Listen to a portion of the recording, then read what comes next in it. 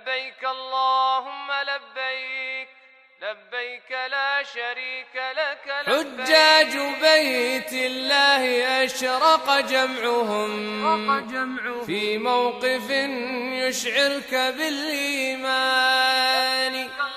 جاءوا بقلب مؤمن تكبيرهم لبيك ربي منزل القرآن. ها هم جميعا في صعيد واحد يرجون عفو الخالق المنان،